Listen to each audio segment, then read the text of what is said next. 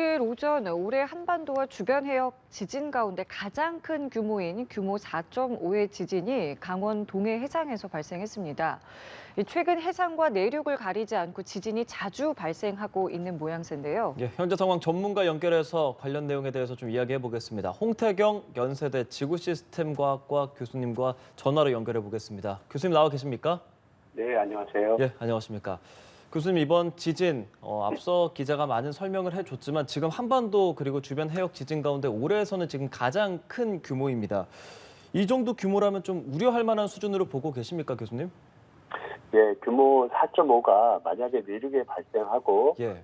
그다음에 인근 도시가 있는 경우라면은 우려할 수 있는 지진이라고 할 수 있습니다. 예. 하지만 이번 지진이 동해 해역이고 또 연안 지역으로부터 50km 이상 떨어져 있기 때문에 이 4.5 지진에 의해서 지진동이 연안 지역에 도달했을 때는 이미 충분히 약화된 상태이기 때문에 우려할 만한 피해를 일으키기는 어려운 정도라고 생각이 됩니다. 따라서 이 지진으로 피해 사례는 거의 없을 거라고 생각되는데요. 다만 이런 지진들이 이곳에서 발생한 지진의 규모가 커지게 된다면 예. 그때는 연안 지역에서도 피해를 일으킬 수도 있을 수 있습니다. 이번에 발생한 지진이 동해시에서 북동쪽으로 52km 떨어진 해역입니다. 최근에 발생했던 해역과 좀 가까운데요. 이 부분은 좀 어떻게 보고 계시는지요?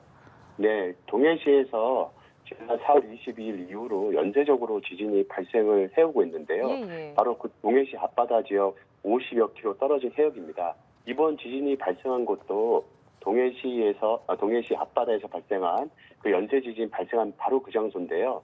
그곳에서는 최대 지진 규모 3.5, 3.1 지진 등이 과거에 이제 그때 당시 발생한 바 있습니다. 그리고 나서 이번에 규모 4.5 지진이 발생을 했는데요. 당시에는 규모 3.5, 3.1 지진들이 이어지고 예. 유사한 작은 지진들이 계속 연결이 되면서 우려할 만한 정도였는데요. 그리고 안정화가 되면서 좀 잦아드는 듯 싶었는데 이번 4.5 지진이 발생을 하면서 결과적으로 그 앞선 발생한 지진들이 이번 4.5 지진의 전진인 역할을 한 셈이 됐고요.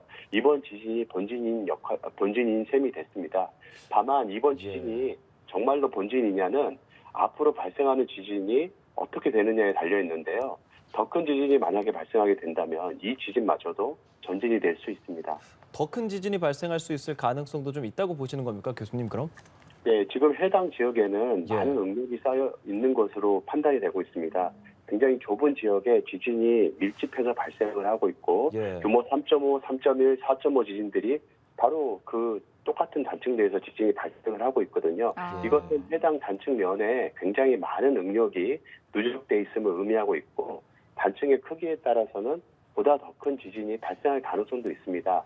다만 우리가 이 지진을 유발하는 단층의 크기라던가 예. 누적돼 있는 응력량을 정확하게 알지 못하기 때문에 앞으로 더 큰 지진이 발생할 것이다, 아니다를 단언해서 말하기는 상당히 어려운 상황입니다. 그 단층 지진을 유발하는 단층에 대해서 얘기해 주셨는데 최근에 이렇게 동해상에서 많은 지진이 자주 발생하고 있기 때문에 시청자 여러분들이 좀 걱정하실 것 같거든요. 그 이유에 대해서 조금 쉽게 좀 설명해 주실 수 있을까요? 네, 그 동해는 과거에 이 일본 열도가 한반도에서 떨어져 나가면서 만들어진 바다입니다. 이 동해가 만들어지는 바로 이 자리는 한반도 동쪽으로부터 60km 안쪽의 지역에 열곡이라고 하는 구조가 만들어지면서 일본 열도가 한반도에서 떨어져 나가게 됐는데요. 그래서 지금 지진이 유발되는 이 단층들은 과거 일본 열도가 한반도에 떨어져 나가면서 만들어진 그 구조에서 지진이 발생을 하는 겁니다. 그래서 그 구조들은 한반도 동쪽 해안과 굉장히 평행하게 발달해 있고요. 그 평행하게 발달한 그 모든 곳에서 지진이 유발되는 형편입니다. 대부분의 지진들이 한반도 동쪽 해안에서 60km 안쪽의 거리에서 발생을 하고 있고요. 동해 한가운데서는 지진이 발생하고 있지 않는 상황입니다. 이번 지진 같은 경우도 한반도 동쪽 해안으로부터 한 50여 킬로 떨어진 지역에 해당하고 바로 그 열곡 구조에서 발생한 것으로 추정이 되고 있는데 다만 그 열곡 구조를 가로지르는 형태로 지진대가 발생하고 있어서 이건 2019년도 이후부터 새로 발달한 그런 이제 지진을 유발하는 구조라고 할 수 있는데요. 물론 그때 생겼다는 의미라기보다는 과거부터 존재하던 구조지만 지금에 와서 활성화된 것으로 판단하고 있습니다. 이 지진의 지점의 특성에 대해서 말씀을 해주셨는데 깊이에 대해서는 좀 어떻게 보시는지 궁금한 게요. 지금 이제 오늘 발생한 지진의 경우는 발생의 깊이가 31km입니다. 이 부분은 좀 어떻게 좀 생각하고 계시는지요? 예, 이 동일본 대지진 이후에 한반도에서 발생하는 굉장히 특징적인 현상 중에 하나가 예. 깊은 지진이 많아졌다는 겁니다. 음, 한반도에서는 내륙에서는 대부분의 지진들이 5km에서 10km 사이 구역에서 대부분의 지진들이 발생을 하고 예. 그 가운데서 한 5km 정도가 제일 많거든요. 동해로 가면은 약간 깊어지긴 하는데 대부분의 지진들이 한 20km 내외에서 동해에서는 발생을 해오고 있었습니다. 예. 그런데 이 동해 앞바다, 이 동해시 앞바다에서 발생하는 이 지진들은 지난 4월에 발생한 지진들은 한 28km 내외, 그다음에 오늘 발생한 지진은 한 31km로 평가가 되고 있는데요. 네. 훨씬 더 깊은 지진들로서 동일본 대지진 이후에 발생하는 이런 깊은 지진이 증가하는 현상과 일맥상통하는 일이라고 할 수 있습니다. 이런 것은 동일본 대지진 후에 한반도의 그 응력 환경이 많이 교란이 되고 지표에서부터 그 교란된 응력이 서서히 풀려가고 있는데 바로 지하로 내려가서 지하 깊은 곳, 우리가 지각이라고 하는 지각 하부에서도 이 교란 작용이 이제 평형을 잡게 되면서 발생하는 일련의 현상 중에 하나라고 평가하고 있습니다. 이번엔 상대적으로 깊다는 것을 알 수 있는데 깊이에 따른 위험성은 어떻게 다릅니까? 예, 지진은 일반적으로 깊이가 깊어질수록 지진 위험도는 더 낮아진다고 할 수 있습니다. 왜 그러냐면 얕은 지진인 경우에는 에너지가 지표로 바로 전달이 돼서 그 감쇄하지 않은 에너지가 지표를 크게 흔들게 되면서 피해가 커지게 되는데요. 같은 규모의 지진이라도 지하로 더 깊은 곳에서 발생하게 된다면 피해는 더 줄기 마련입니다.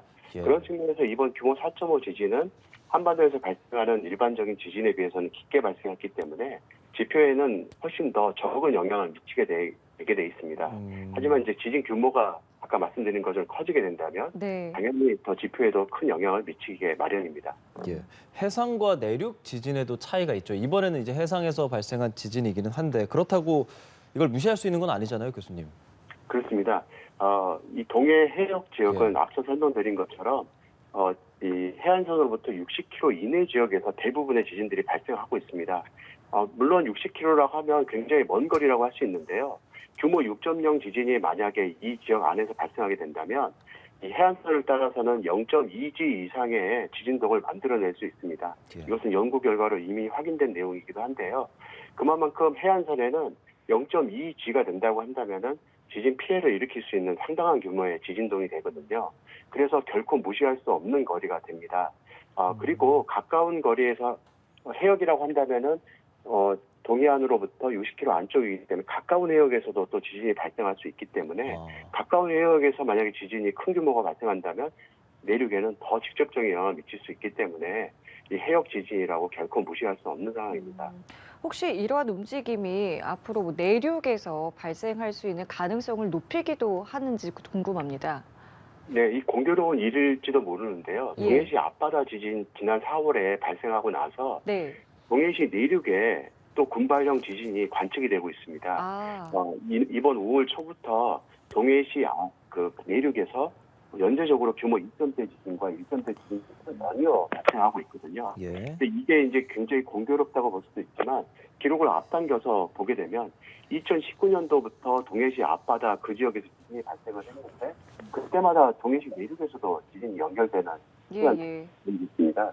그러다 보니까 이번에 동해시 앞바다에서 큰 지진이 또 발생을 했기 때문에 또 지진을 유발하는 원동력으로 작용하지 않을 이제 걱정이 또 생기고 있는데요. 다만 이런 지진들을 유발하는 현상들은 굉장히 국지적인 효과에 머물기 때문에 이 지진이 보다 더 강력화해서 큰 지진으로 유발하는 데 기여할 것이라는 우려는 현재로서는 높지 않은 상황입니다. 예, 내륙에서도 실제로 동해와 삼척, 강릉에서 집이 흔들렸다는 신고가 18건 접수됐다는 소식도 있습니다. 앞으로 여진이 더 있지는 않을까라는 생각도 드는데요. 교수님 어떻습니까? 예, 규모 4.5 지진이 발생하고 나면 이 지진을 따라 여진이 당연히 발생할 수 있습니다. 예상할 수 있는 여진 수준은 규모 3점대 지진까지도 여진으로 충분히 가능하고요. 심한 경우는 규모 4.0도 예상할 수 있습니다. 다만 앞서 말씀드린 것처럼 여진뿐만 아니라 지금 현재 보다 더 큰 지진이 발생한 상황이기 때문에 예. 다른 큰 지진으로 진화하지 않을까 하는 그런 가능성도 같이 고민해야 되는 상황이거든요. 예, 예. 그래서 그런 걱정이 현재로서는 같이 갖고 좀 주의를 가지고 각별한 주의를 해야 된다.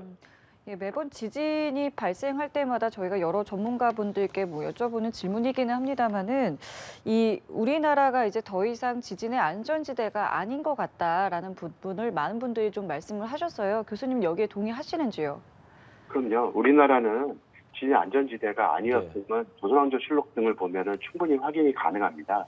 조선왕조실록 등에 보면은 1,900여 회의 지진 기록들이 남아 있고요. 그 가운데는 규모 6이 넘는 지진들도 수차례 발생한 기록들이 남아 있습니다. 또한 이제 지진 관측 기록으로 실제로 보더라도 예. 1952년도에 태양 근처에서 발생한 지진은 규모 6.2 강서 지진 등이 있거든요.